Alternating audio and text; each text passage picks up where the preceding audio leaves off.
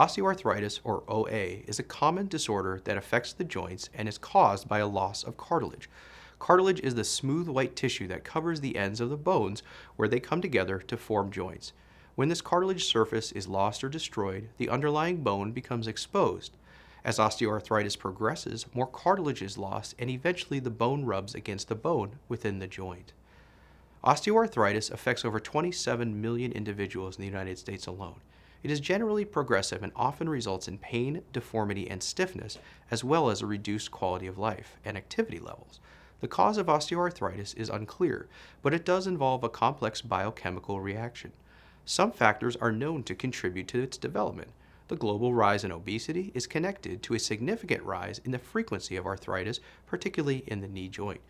Genetic predisposition, or the likelihood of developing a disease based on your genes, has been connected to osteoarthritis, especially in the joints of the hand and wrist.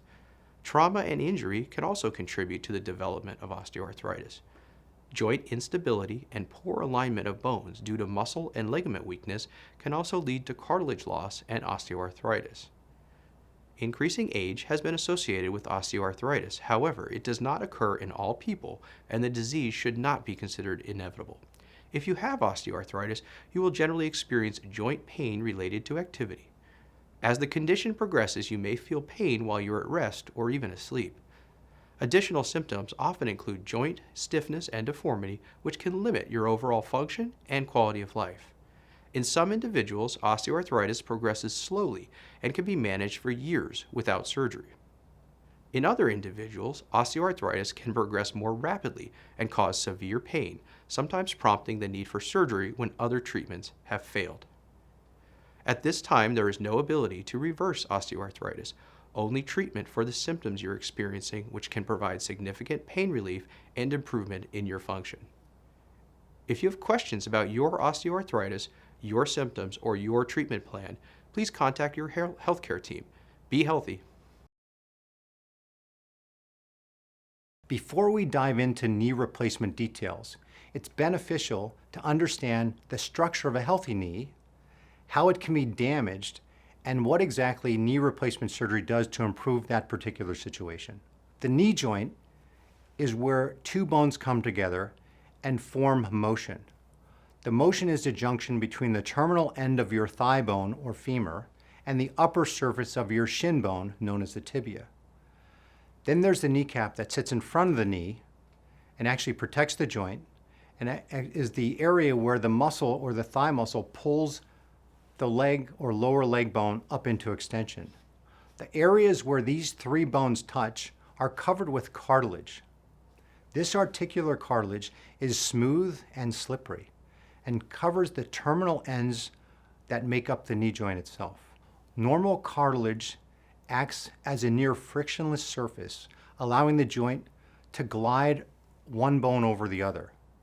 The cartilage also acts as a shock absorber, protecting that underlying bone. The knee is surrounded by a capsule, and within this capsule, there's a layer of tissue that generates a small amount of fluid to lubricate the joint and supply nutrition to the cartilage. In a smooth, healthy joint, there is painless motion as you function with the joint. As most people age, though, what happens is there's wearing away of the cartilage. This process can be accelerated by inflammatory disease, a malalignment of the limb, or mechanical overload such as obesity or trauma, just to name a few of those factors. The most common type of arthritis is osteoarthritis, or degenerative joint disease, which can be thought of or analogous to a tire's wearing out the surface of the tire. So in your car, when your tire wears out.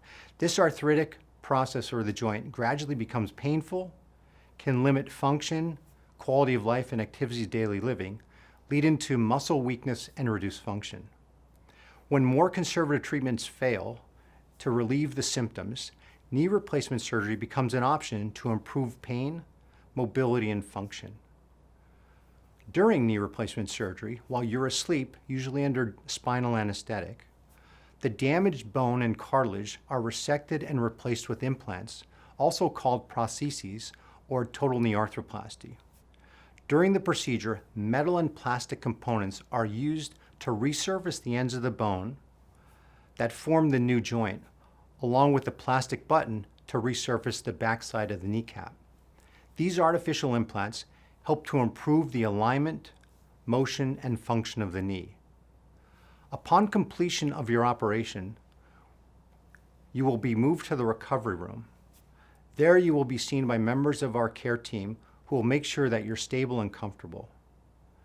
You will be up and out of bed with the therapist, both physical and occupational teams, the day of the surgery. You're encouraged to put full weight bearing on your new joint. Early ambulation the day of surgery is critical and extremely valuable to your recovery. You will initially be instructed by therapists on how to walk safely with an assistive device. If you progress well, meaning mobilizing with the therapy the day of surgery, and you meet certain milestones, you'll be able to go home the same day as your surgery. Otherwise, you'll stay overnight and repeat therapy sessions the next morning until you demonstrate safe ambulation with a walking aid. Once this is achieved, you'll be able to be discharged to home. When the time comes to go home, your care team will review written instructions with you, including what to expect, how to manage the swelling, discomfort, and the medications. Once discharged, you can follow the online therapy platform called Force Therapeutics, which can assist you in your recovery. Depending on your preference, in addition to self-performed exercises, a home therapy program or outpatient program can be arranged for you as well. On average, it takes about 6 weeks to resume normal activities of daily life, and although every patient progresses at a different speed, your comfort level will improve. During that time, patients transition from a walker to a cane, and then when safe and confident, no assistive device at all. You'll gradually return to your normal activities and routine, making sure not to rush after your knee replacement surgery. Most patients have significant decrease in their pain and substantial improvement in their function. Your new knee joint is expected to last decades, depending on your activity level. It's important to follow your care team's instructions closely, both before and after surgery, to reduce your risk of complications. Joint replacement surgery is a major operation and requires a great deal of time and hard work on the part of the patient. Your effort, dedication, and patience are valuable for successful surgery and recovery. Good health and best wishes with your new knee. Before going into details about hip replacement surgery, it's beneficial to understand the structure of a healthy hip, how it can become damaged, and what exactly hip replacement does to improve your situation. The hip is one of the largest body parts and joints, and it works as a mechanical ball and socket. The upper portion of your thigh bone or femur has a ball at its terminal end called the femoral head. This head fits into or articulates with the socket on the side of your pelvis, also known as the acetabulum. This creates the hip joint. These surface areas where the ball and socket contact each other is covered with a cartilage layer. This articular cartilage is smooth and slippery and covers the contact areas of the bone, making the hip joint.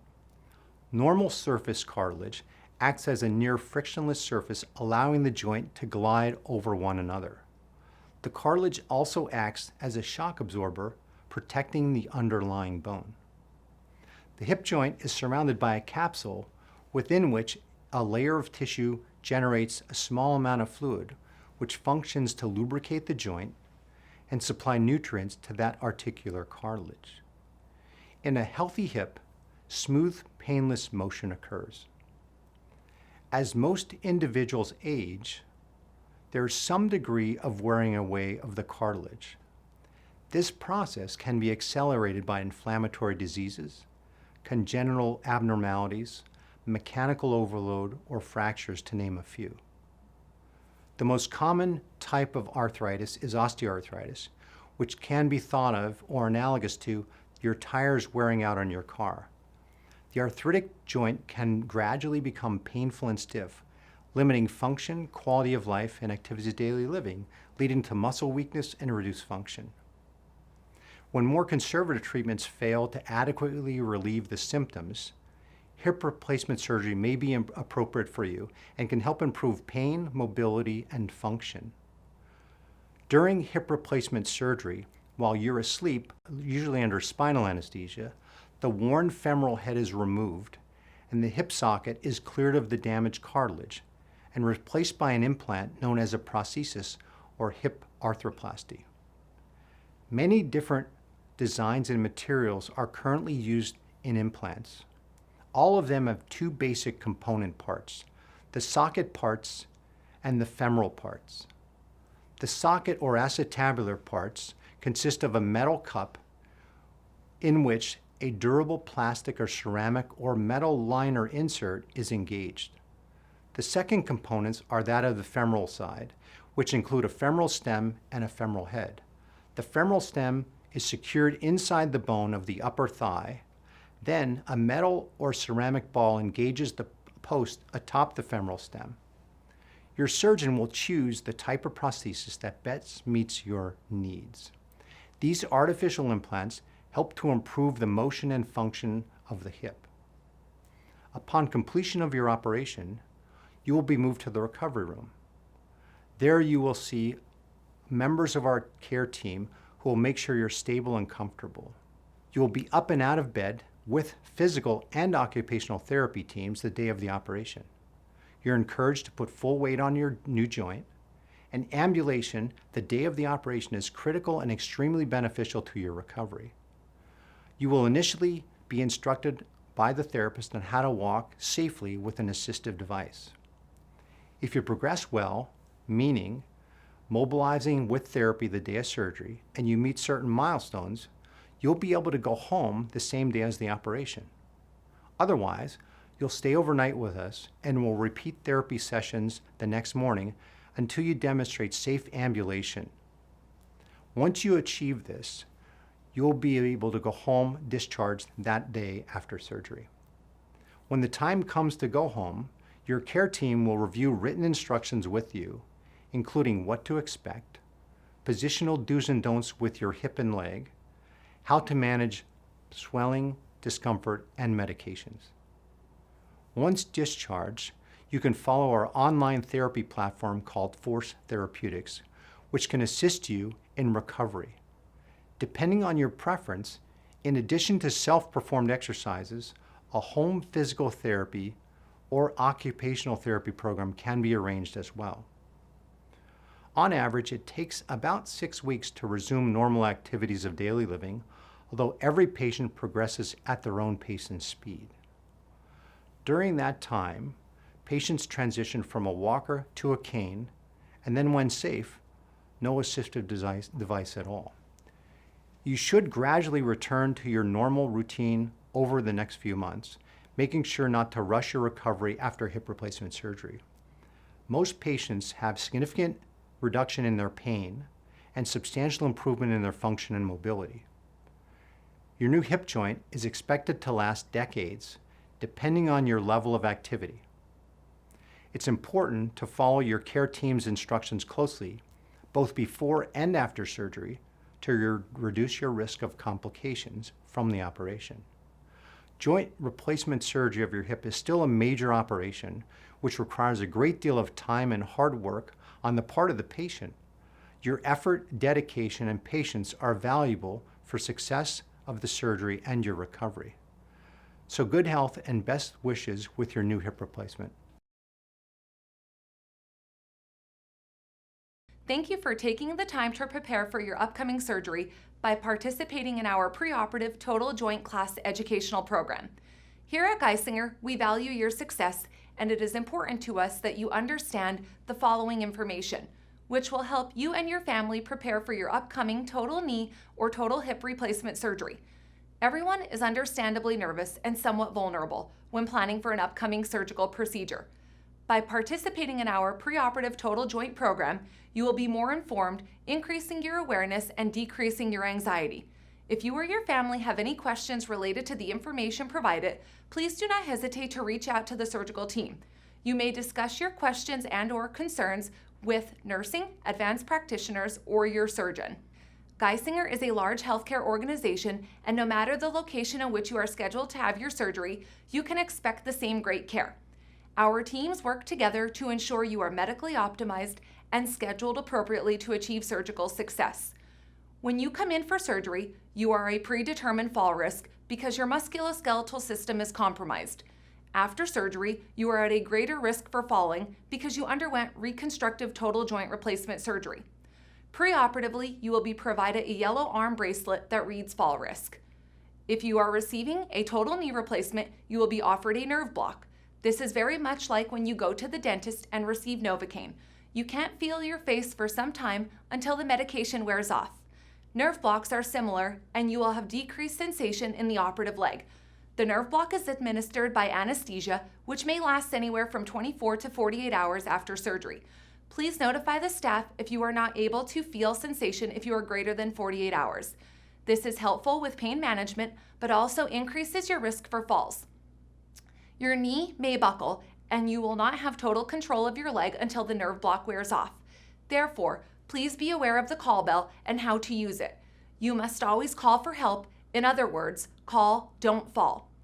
There are simple tasks that can help you prepare your home to prevent falls, which include remove throw rugs and clutter, always use your assistive device, and remove trip hazards such as extension cords. Always remember, pets are also fall risks, and they know when you are not feeling well. Please be sure to have a safe plan for your pets. Also, please rearrange your furniture to ensure safe pathways to allow you to navigate when ambulating with a rolling walker. Besides the nerve block, we offer scheduled pain medications. These are medications that you don't have to ask for, and they will help you remain comfortable during your postoperative recovery period. We will also offer you as-needed medications and breakthrough medications. Most as-needed and breakthrough medications are opioids, which are controlled substances. Please do not panic. These medications are prescribed in a safe environment to avoid uncontrolled pain. Please be sure to express pain when laying, sitting, and walking. All persons experience pain, but some tolerate pain better than others. Nursing will administer pain medications. Please do not hesitate to ask for pain medications. We encourage you to take the pain medications with food and at least 30 minutes prior to physical and occupational therapy. To aid with communication, we have dry erase boards beside each patient bed. This is where we write when you had your last as-needed or breakthrough pain medication, when you could have your next dose. This way, you'll be informed. Take care. In this module, we will review the risks of surgery.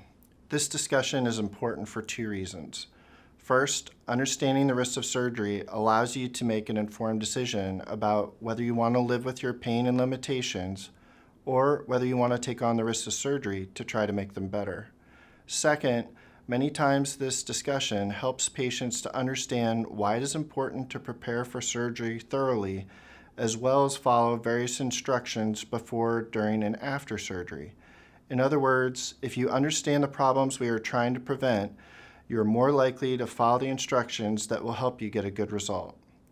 This discussion is not a legal disclaimer like the piece of paper next to a bottle of medication.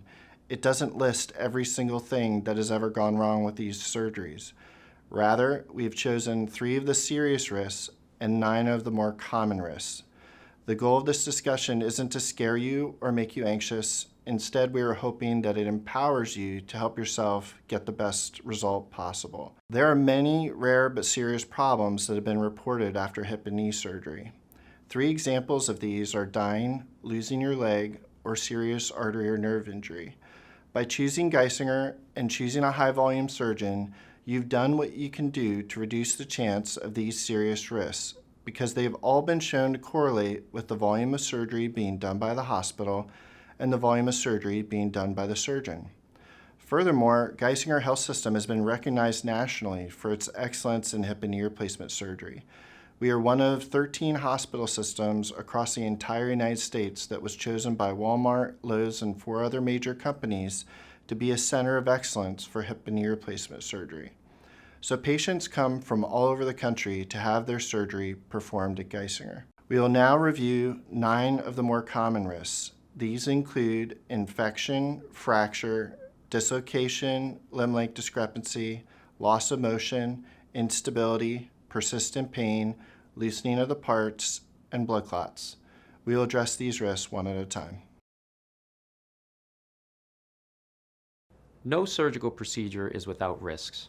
Unfortunately, a small percentage of patients undergoing hip or knee replacement, roughly about 1 in 100, may develop an infection after the operation. Infections in joint replacements may occur higher up in the skin or deeper around the artificial implants. An infection may develop during your hospital stay or after you go home. Joint replacement infections can even occur months or years after your surgery. Any infection in your body can potentially spread to your joint replacement. Infections are most often caused by bacteria. Because joint replacements are made of metal and plastic and do not have their own blood supply, it is difficult for your immune system to attack any bacteria that make it to the implants. If bacteria gain access to the implants, they will multiply and cause an infection. Some people are at a higher risk for developing infections after a joint replacement procedure. Factors that can increase the risk for infection include medical problems such as diabetes, vascular disease, obesity, and any disease or medication that weakens your immune system. Diagnosing an infection requires a variety of tests that will be ordered by your surgeon. These tests include X-rays and other types of radiology scans. Special orthopedic blood work will be ordered. Fluid will also be removed from your joint replacement by your surgeon or another doctor so it can be analyzed for evidence of infection. Despite antibiotics and preventative treatments, patients with infected joint replacements often require surgery to cure the infection. There are a variety of surgeries that are used to treat infection. Some surgeries are focused on the skin and soft tissues. Other surgeries involve the deeper implants. The most common surgical treatment of infection is a 2-step process. The first step involves removal of the infected joint replacement and insertion of a temporary antibiotic joint replacement. Infectious disease specialists will then treat your infection with several weeks of intravenous and oral antibiotics. After antibiotic treatment, a second surgery is required to remove the temporary antibiotic implant and insert a new permanent joint replacement. Additional antibiotics are often prescribed following this second surgery, and lifelong antibiotics are sometimes recommended. Unfortunately, it is not always possible to cure an infection in a joint replacement. In these cases, permanent removal of the joint replacement may be necessary. It may also be necessary to consider amputation to control the infection. For these reasons, prevention of infections is extremely important. Prior to surgery, you will work closely with your surgeon to optimize all aspects of your medical history that could increase your risk of infection, such as tobacco smoking, diabetes, vascular disease, and obesity. A fracture is a broken bone that occurs around the joint replacement implant. This is a serious complication that most often requires additional surgery. Sometimes fractures occur during the surgery itself. However, the majority of fractures occur after the surgery, sometimes in the first few weeks, or sometimes after the patient has spent years with a successful joint replacement. Fractures most often occur after the patient has a fall. They can also be caused by higher energy forces, such as a direct blow to the joint or even a car accident.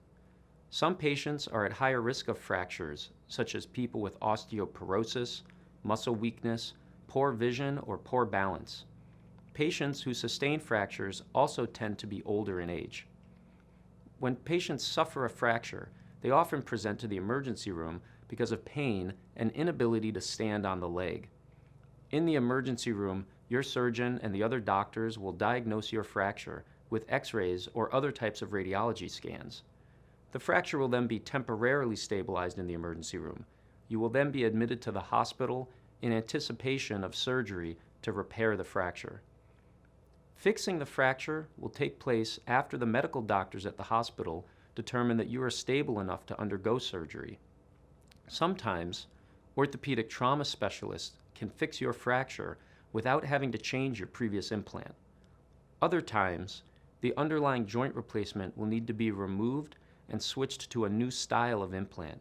This surgery will usually be performed by a specialist in joint replacement surgery. Following surgery to fix the fracture, older patients often stay in the hospital for a few days. It is also common for older patients to be discharged to rehabilitation facilities or nursing homes after major injuries such as this. Younger patients are usually able to go home, sometimes even the next day following the surgery. Depending on the specific nature of your fracture and the surgery that was needed to repair it, you may be allowed to put your full weight on the repaired leg, or you may be required to use crutches or a walker to keep your weight off the leg. Recovery after fracture repairs is often longer and more difficult than the recovery after your original joint replacement. There are a variety of complications that can occur after fracture surgery. In some cases, repeat operations are necessary to address these complications. For this reason, prevention of fracture is extremely important. Your surgeon will review all of the steps that you can take to prevent fracture and avoid falls after your surgery. Some of the things that you need to consider before surgery are having multiple people around to help you with your recovery, recovering after surgery in a house that only has a single floor with bedrooms and bathrooms, practicing with a walker or cane before surgery, rearranging furniture in your home, eliminating objects that you might trip over, and making a plan to care for large pets that might knock you over. Dislocation means the ball has popped out of the socket. If your hip dislocates, your leg will be twisted, short, and painful. You will have to call 911, ride to the hospital in an ambulance, and then a resident will come and pull on your leg to put it back in the socket. It is unpleasant, and this is the reason why I recommend learning the hip precautions prior to surgery. When we study it scientifically, we can't show that following the precautions make any difference. So some surgeons say I do an approach that doesn't require the precautions, or I use a piece of technology that doesn't require you to follow the precautions. But when I do your surgery, I take the hip apart. So if that is the motion that takes it out of the socket, it makes sense to me to avoid doing things like that for 6 weeks, while a sleeve of tissue heals that will hold it in place after that. Then you can go about doing whatever you want. Limb length discrepancy. If I'm moving your hip around with trial parts and it feels like it is likely to pop out of the socket when you roll over in bed, I will choose to lengthen your hip a small amount, a 1/4 inch, to make it stable. Most of you aren't equal heading into surgery in terms of leg length and won't notice a difference this small. But if you did, you could make up for it with a cushion in your other shoe. If you were lengthened by over 1 centimeter, sometimes it would make your hip on the other side, your knee on the same side, and your back sore. It would feel funny walking barefoot on the beach or across the floor to the bathroom at night. You can't make up for a difference that big with a shoe insert and would need to have your shoes modified. I've been able to avoid lengthening your hip by over a 1/2 inch in general. Thank you. Instability refers to the ligaments that connect the bones. If these ligaments are under a nice, smooth, even tension as you flex and straighten the knee, they don't cause any pain. But if the knee can wiggle and jerk these ligaments every step of your life, it can cause pain and inflammation around the knee. While sometimes it is clear when it started, like after a fall, other times it is not. Instability is one of the reasons that you need surgery right away in the first year after surgery. It is frustrating for patients and surgeons. If you're having pain as bad as you do now after surgery, it usually means there's something wrong. Once you are through the initial healing phase of surgery and recovery, our goal is for you to have little to no pain. It is not uncommon, especially during the colder months of the year, to have some increase in everyday aches and pains. You should not need narcotics for more than 3 months following your surgery. If you do, we will need to see you in follow-up. Unfortunately, many of the problems that cause persistent pain after surgery require different treatments and further surgery to treat them.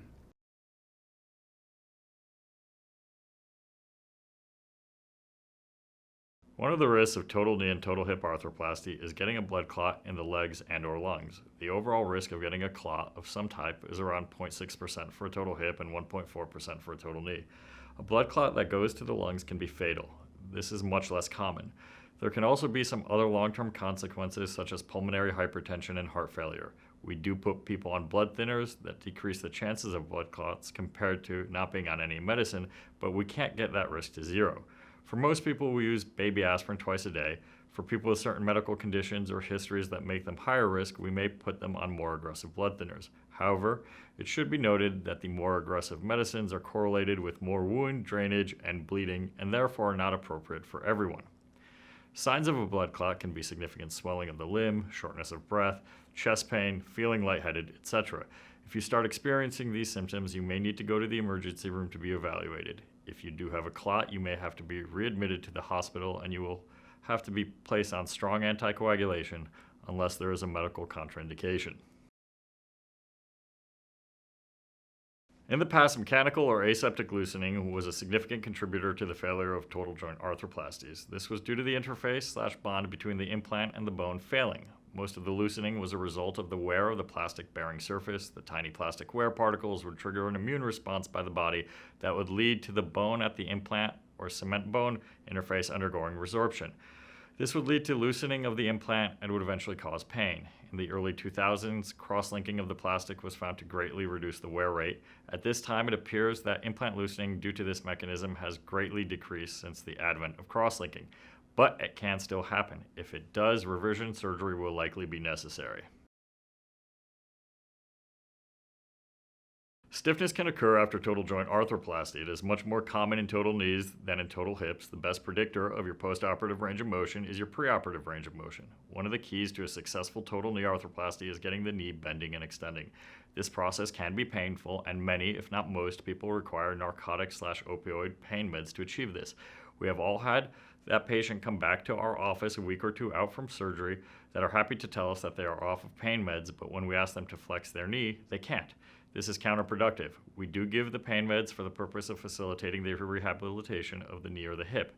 Pain meds will be discussed in further detail in another portion of this video. However, they are a crucial part of the road to a successful replacement for many people. Think of the process of getting your range of motion back as cutting down a forest. Opioids are like a chainsaw. They make the job much more feasible, but have to be used responsibly. If you are not achieving the progress that is necessary for a good outcome, we may need to bring you to the operating room for a manipulation. In this scenario, we will have you undergo anesthesia again, and we will carefully flex and extend your knee while you are unconscious to break up the scar tissue that has accumulated. There are risks such as fracture and tendon rupture with this procedure, so it is preferable to avoid having to undergo it. Your body creates blood clots after cuts and bruises to stop you from bleeding. After surgery, you're at an increased risk of blood clot formation, but these clots can sometimes form inside of your veins, blocking the flow of blood, which can be serious. A clot inside your veins is called a thrombosis. A clot that's in your deep veins is called a deep vein thrombosis, or DVT. Thrombosis usually occurs in your legs, groin, or belly. Signs of a DVT include swelling or leg pain and tenderness. Your leg may also feel warm to the touch, and your skin may be discolored with a reddish or bluish tint. Sometimes a clot in your body may break off and travel to your lungs, which is called a pulmonary embolism, or PE. A PE is a serious clot and can be fatal. Signs of a pulmonary embolism include sudden shortness of breath, sharp stabbing chest or back pain, which might get worse as you inhale, a rapid heart rate or unexplained coughs, sometimes with bloody mucus. If you notice any of these signs or symptoms following your surgery, notify your Geisinger healthcare professional immediately or go to the emergency department. Best of luck with your surgery. Our goal is to minimize your risk of blood clots following surgery, while minimizing your risk of bleeding from the medications we use. There are a few risk factors for blood clots after knee and hip replacement surgery. These include recent hospitalizations, long-term bed rest, limited mobility, and obesity. Medications used to prevent blood clots are called anticoagulants. These are commonly referred to as blood thinners. The benefits of anticoagulants in preventing blood clots are greater than any risks of bleeding. These medications can be given as an injection into the vein, injection into the skin, or by swallowing a tablet. Your doctor will determine which medication is right for you. Some of the medications used to prevent clots include warfarin, which is also known as Coumadin or Jantoven, aspirin, enoxaparin, also known as Lovenox, rivaroxaban, also known as Xarelto, or apixaban, also known as Eliquis. Your doctor will determine the amount of time you will need to be on a blood thinning medication. This largely depends on your surgery and likelihood for developing a clot. You can expect to be on this medication a minimum of 14 to 28 days after surgery. Your provider will assess your risk of blood clots and your risk of bleeding when selecting the right medication for you. Best of luck with your surgery. While anticoagulants minimize the risk of developing a blood clot, they may increase your risk of bleeding. It is important that you can recognize the signs of bleeding and notify a healthcare professional if you are experiencing any of the following: dark brown or black tarry stools, red or brown urine, abnormal bruising, abnormal bleeding from the mouth that may look like coffee grounds, bleeding gums, or symptoms of a stroke such as facial drooping or one-sided weakness. Please notify all healthcare providers managing your care prior to stopping or starting any medication, including all of your doctors and pharmacists. The Anticoagulation Clinic phone number is 1-866-668-9040 and is listed in the information packet you received. Anticoagulants must be monitored by a healthcare professional after discharge. It is important to take your medication as directed and do not stop taking your medication without talking to a provider or anticoagulation pharmacist. For patients on warfarin, which is also known as Coumadin, the anticoagulation clinic pharmacists are available to help with your warfarin after you leave the hospital. You will need to have your blood checked regularly while on this medication. Best of luck with your surgery, and thank you for allowing us to take care of you. Patient blood management aims to reduce the need for blood transfusions by treating iron and vitamin deficiencies before your surgery. Blood tests are ordered during the routine pre-surgery workup to determine if you have any deficiencies that could cause a low blood count. Please ensure you have these labs drawn as instructed, usually within 1 to 2 months of your surgical date. The blood management nurse will review these blood tests and reach out to you with next steps if treatment is needed. If you have any questions, please reach out to your joint coordinator. Thank you and have a good day. I will be reviewing a few things related to your joints as well as your upcoming surgery. This presentation will focus on 3 major topics. First, I'll discuss the nature of arthritis and the benefits of joint replacement surgery. Second, provide an overview of expectations in the hospital surrounding both hip and knee replacements. And lastly, I'll discuss postoperative planning and what to expect when you are discharged. Arthritis is a general term for joint inflammation and, in short, a wearing out of the joint surface over time. This process can be accelerated by such factors as disease, obesity, injury, or abuse, amongst other things. Fortunately, in today's world, we can improve this condition with joint replacement procedures. The major benefit of joint replacement surgery is to substantially reduce joint pain, increase mobility, which can improve your quality of life. Furthermore, joint replacements have been proven to be extremely durable. Both hip and knee replacements can last longer than 15 years, and statistically there's less than a 1% failure rate per year. Throughout your surgery and recovery, we use a variety of different medications to control your pain. You will be up and out of bed with our physical and occupational therapy teams the day of surgery and be able to put full weight on your new joint without doing damage to it. Early motion and mobility are encouraged after surgery. You will be initially instructed on how to walk safely with an assisted device. Lastly, there are some discharge planning issues to consider. If you progress well and meet certain milestones that allow for independent function, you will be able to go home the same day of surgery. Otherwise, you'll stay overnight, repeat therapy sessions that morning, and be able to be discharged that day. Once discharged, you can follow the Force Therapeutics online platform, which can assist you in your recovery. In addition to self-performed exercises, depending on preference, a home physical therapy or outpatient therapy program can be arranged for you as well. As you progress after joint replacement surgery, you will be able to do activities routinely such as shopping, walking, biking, swimming, golfing, and even dancing.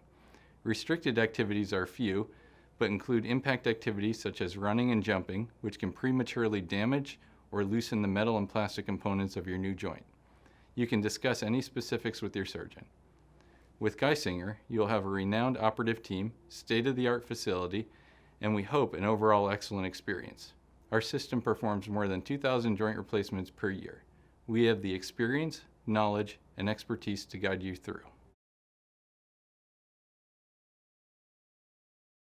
I am going to review the pre-op instructions that anyone having joint replacement surgery needs to follow, unless directed differently by your surgeon or their physician assistant, to prevent having your procedure canceled the day of surgery. At your history and physical visit prior to your surgery, you will be given 2 containers of Mend. This is a nutritional supplement that aids in tissue repair. You will take 2 scoops twice a day for 1 week before and for 2 weeks after surgery. This can be added to any type of liquid, smoothie, or yogurt that you would like. You will also have a prescription for mupirocin ointment sent to your pharmacy. This is an antibiotic ointment that you will put into your nose twice or 3 times a day as instructed by your surgeon for the 5 days before surgery. You will also be given chlorhexidine wash. This is a surgical scrub to be used 4 days before surgery and the morning of surgery, regardless of what time you are instructed to arrive at the hospital. You should always wash your hair with your regular shampoo and use regular soap on your face and genitals. Then use this special scrub from your neck to your toes, front and back, to include your armpits, the creases where your thighs meet your abdomen, and on your buttocks. Make sure to shut off the shower water and leave it on your skin for 3 minutes, then rinse it off well. Make sure to use fresh washcloths and towels with each shower. We will ask you to have nothing solid to eat after midnight the night before surgery. However, you can have clear liquids, such as water or plain black coffee or tea, up until 2 hours prior to the time you're to arrive at the hospital. You will need to stop taking any full-strength aspirin unless ordered by your primary care physician or cardiologist. Any aspirin-containing products, such as Advil, Aleve, or ibuprofen, any vitamins and herbal supplements for 7 to 10 days preoperatively. Your surgeon will tell you if you need to see your dentist to get dental clearance preoperatively. Also, he will tell you if you need any other type of medical clearances from your PCP, cardiologist, or any other doctor whose care you may be under. It is important to get these appointments for clearances scheduled as soon as possible to prevent the possibility of your joint replacement surgery needing to be postponed and rescheduled for a later date. If you have any questions about any of these instructions, please feel free to call your surgeon's office for clarification. Anesthesia is an important part of surgery that will be used to manage pain and discomfort during your upcoming joint replacement procedure. There are 3 types of anesthesia: general, regional, and local.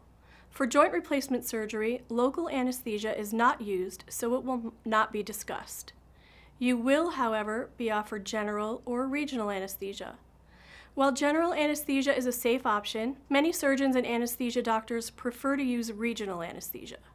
Research shows that regional anesthesia is even safer than general anesthesia, and it can reduce some of the common complications that go with general anesthesia, like nausea, vomiting, and sore throat. Regional anesthesia also decreases your need for pain medications during and after surgery that can make nausea and vomiting worse.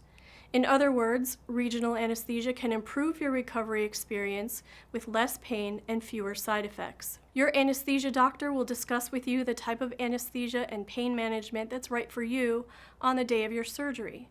He or she will also talk with you about the risk factors of the plan the two of you decide on. These are based on the procedure you're having, your personal health history, medications you take, and your age. Don't be afraid to ask questions and discuss your concerns. Patients who are having joint replacement surgery usually receive a combination of either general anesthesia with a peripheral nerve block or regional anesthesia with a spinal and a peripheral nerve block. In all cases, the final decision about what type of anesthesia you receive is up to you, the patient. General anesthesia puts you in a deep sleep that keeps you from feeling pain. You will go to sleep with medicine given through your IV. An IV is a small tube inserted directly into a vein, usually in your arm or hand. Once you are asleep, a breathing tube is placed in your mouth and down your throat to your lungs to help you breathe and to keep you in deep sleep until your surgery is over. The breathing tube is usually removed in the operating room before you wake up. Common side effects of general anesthesia can include nausea, vomiting from the medicine that keeps you asleep, and a sore throat from the breathing tube. Regional anesthesia is used to block pain at the surgical site by placing numbing medicine around the nerves that send messages to your brain. For joint replacement surgery, a single dose of numbing medicine is given using a needle. If the injection is directed at a particular nerve group, it is called a peripheral nerve block. If it is placed in the back, it is called a spinal block. It is important to know that even if you and your provider choose regional anesthesia as the plan for your care, you will still be asleep for your procedure. You'll be given medicine through your IV that will keep you sleeping, but not as deeply as general anesthesia, so that you will be able to breathe on your own without the help of a breathing tube. Spinal anesthesia is given in the operating room right before surgery. A single dose of numbing medicine is injected into your back.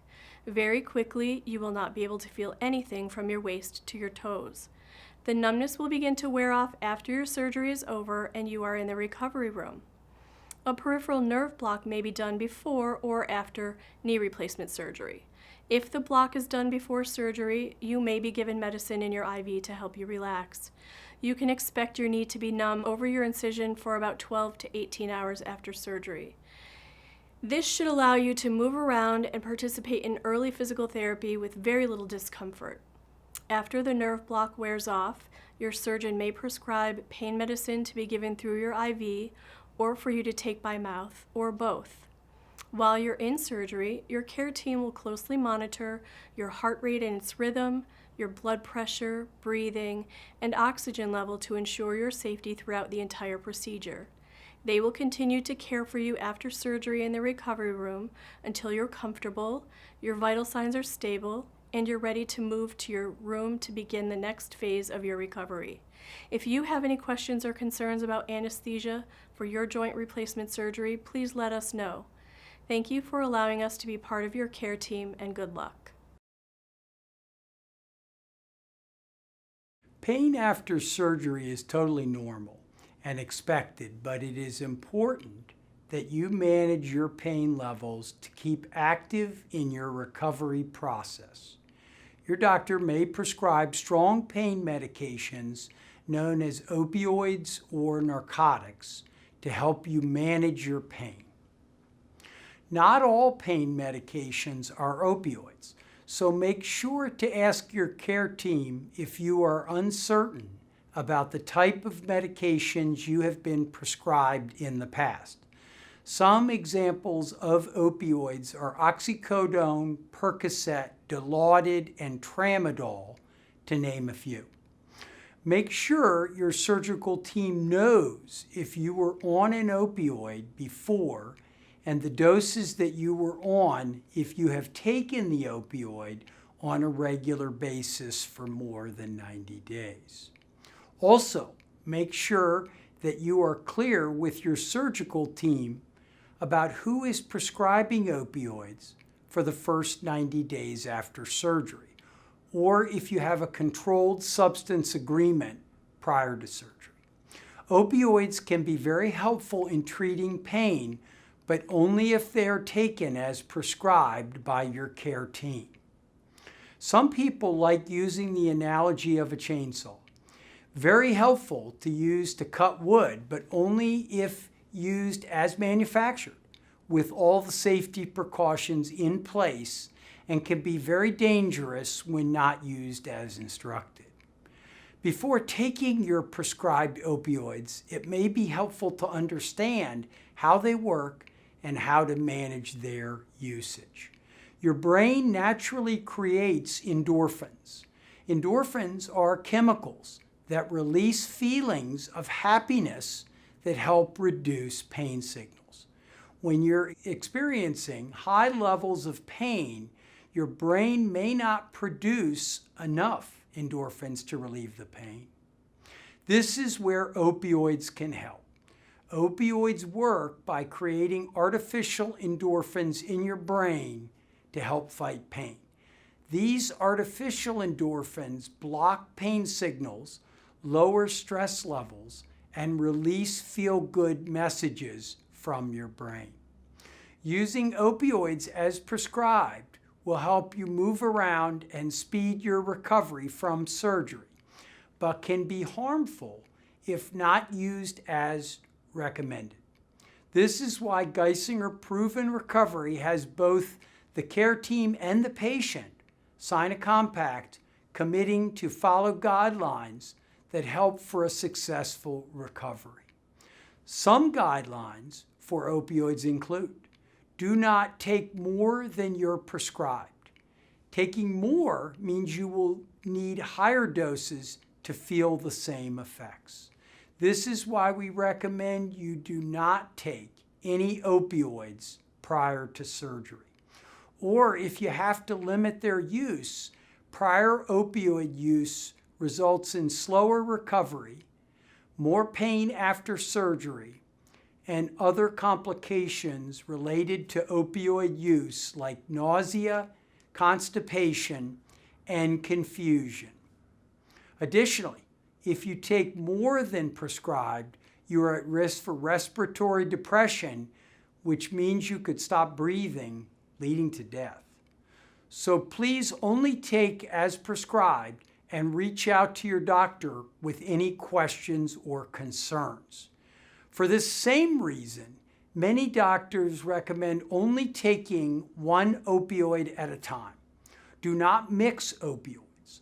Another caution for opioids is that they can become addicting if used over a long period of time. Many doctors will want you to be off all opioids after 12 weeks or 90 days after surgery to avoid addiction. However, using opioids for a short time is not addicting. Opioids are not the only way to control pain. Other techniques that can help you manage pain include icing and elevation. Ice reduces pain by reducing swelling and can be applied in several ways, including an ice pack, frozen fruit or vegetables, or a cryotherapy device. When using ice, make sure to place a small towel between the ice and your skin. Elevation is also important to keep swelling down. Maintain any precautions given by your doctor, but elevating can keep the swelling down, which can reduce pain. It is good to walk around safely to keep the blood flowing, but it is also important to try and control the swelling with ice and elevation. Again, it's important to stay active in your recovery, and controlling pain can help. Follow your care team's instructions regarding pain and medication management and contact them with any concerns or questions. We wish you a successful recovery. Smokers who undergo anesthesia are at increased risk of numerous complications. Smoking impairs wound healing as well as heart and lung function and can have a serious impact on your recovery process. You'll be asked to stop smoking before surgery and potentially refrain from smoking after surgery to assist with your recovery. This can be very difficult, but we have resources available at Geisinger to help you. Your primary care physician can help by writing a prescription for a smoking cessation aid. We also have coaching and counseling services available. If you are unwilling or unable to stop smoking, your surgeon may refuse to perform the surgery. Quitting smoking is the single best thing you can do for your heart health. Quitting will improve your own health by dramatically reducing your risk of coronary heart disease, stroke, and a variety of other cancers. Within a year of quitting smoking, the risk of having a heart attack is reduced by half. Even people who've already had a heart attack can cut their risk of having another if they quit smoking. So make a plan, think about what can help you stop smoking, such as using a nicotine replacement product, and have it ready before you plan to stop. Then make a date to give it up and stick to it. Throw away all your tobacco, lighters, ashtrays, get support, and let your family and friends know you're quitting. Some people find talking to friends and relatives who have stopped smoking can also be helpful. You can also talk to your doctor, nurse, or pharmacist about what support is available to you. You'll feel better, and also you'll have more money to spend on other things you enjoy.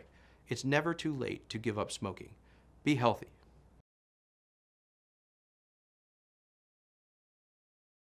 I'm going to review some discharge instructions that you will need to follow unless directed differently by your surgeon or their physician assistant.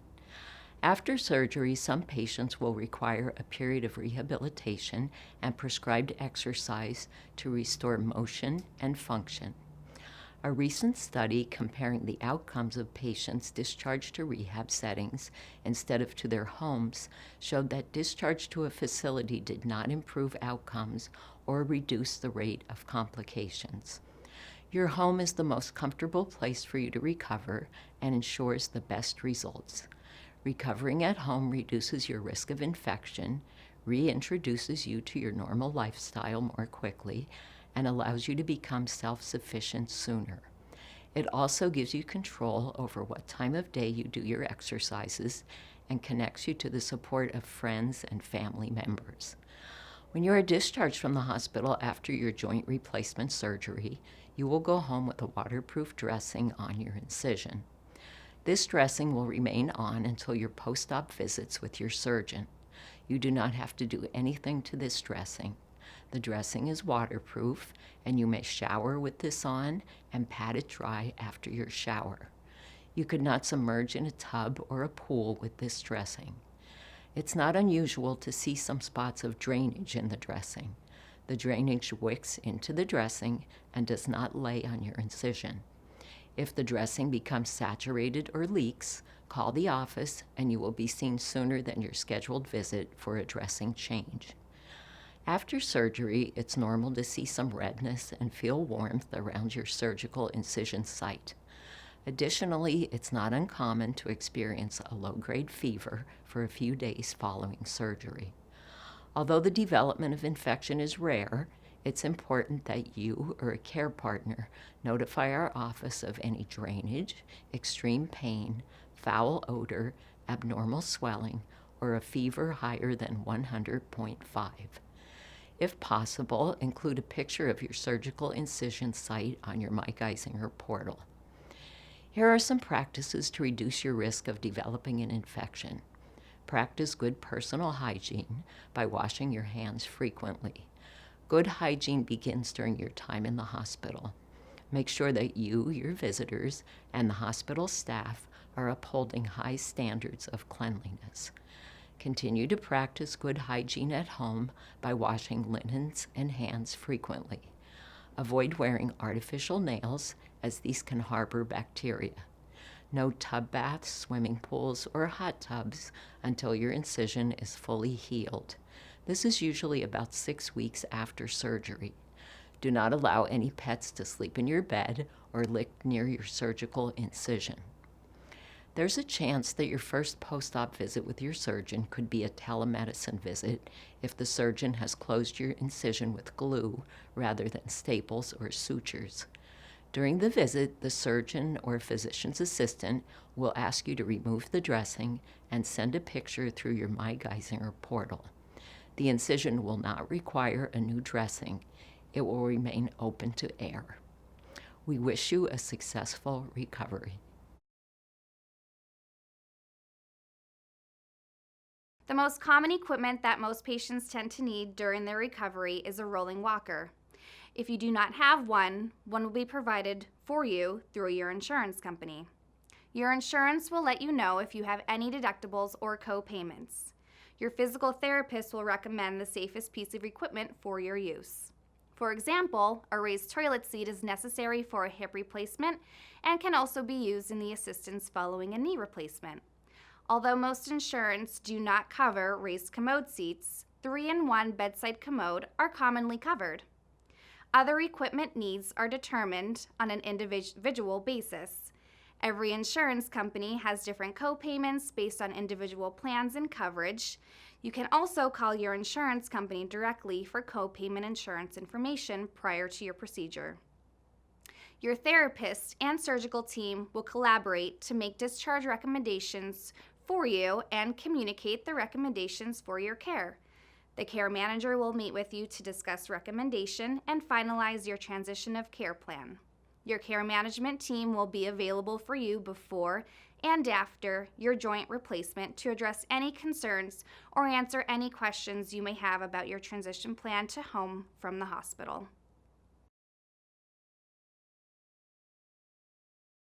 Before coming to the hospital, it is important to set up your home so that your daily activities will be easier and more comfortable after your surgery. Be sure that your home is well lit and free of clutter, any tripping hazards. Remove all throw rugs, tuck away electrical cords, and organize your living areas to avoid excessive lifting, bending, or reaching. Arrange frequently used items like clothing and toiletries so that they are in easy-to-reach places. Consider preparing a bedroom area on the main living level or near a bathroom for short-term use upon returning home. It's important that you have a clear, well-lit path from your bedroom to your bathroom, free of any furniture. Next to your bed, keep a charged flashlight for emergencies and place the telephone or mobile phone charge in a convenient area. In the bathroom, you can consider installing fall prevention equipment such as grab bars or skid-resistant mats. In the kitchen, store heavy and frequently used objects at or above waist height. Consider moving items in the lower part of the fridge to a higher shelf. Be sure to prepare food or purchase easy-to-prepare foods before coming to the hospital. To help make your recovery as smooth as possible, planning should begin well before your surgery. Following these steps will increase your comfort and safety in your home when you return from the hospital. We wish you a successful recovery. Recovering from a life-changing event like surgery is challenging. It's normal to need emotional and physical support. Recovery is a team effort, and having support and encouragement from family and friends will make your recovery easier and more successful. Choose a care partner or coach to help you before and after your surgery. This person can be a family member, friend, or neighbor. They don't need to have medical training. Your care partner's job is to act as a safety net for you. They will help you with preparing for surgery, shopping and meal preparation, medication management, understanding and following instructions from your doctor, self-care and monitoring symptoms, and progress after surgery. Your care partner should plan on coming with you to all your pre-op and post-operative medical appointments. It's very helpful to have a second set of eyes and ears to understand and clarify medical information and instructions. Many care teams require that your care partner attend pre-op and discharge educational sessions with you. Loved ones can help reinforce lifestyle changes and provide emotional support throughout the process of surgery and recovery. However, it's common for people to feel symptoms of anxiety and depression after surgery. Tell your doctor if you're feeling downhearted or blue so that they can connect you to the right healthcare professionals. If you don't feel comfortable speaking to your doctor about how you're feeling, bring it up with your care partner or another friend or family. Asking for help is the first step to feeling better. We wish you a successful recovery. Today I will be speaking to you about the role physical and occupational therapy play in your road to recovery. Exercises are a key piece of the recovery plan. It is beneficial to start exercising before your surgery. This will allow you to gain more strength and range of motion before your surgery for improved outcomes. You can access your preoperative exercise program on your online platform. You can pick which type of surgery you are having and follow that exercise program. These exercises should be completed 3 times a day, morning, afternoon, and evening. The repetitions for each exercise depend on your tolerance level. We use a patient engagement portal that will give you a suggested goal to work towards.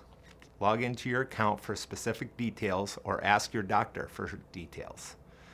You will be seen by both a physical and occupational therapist during your stay at the hospital. The therapy team will see you on the day of surgery.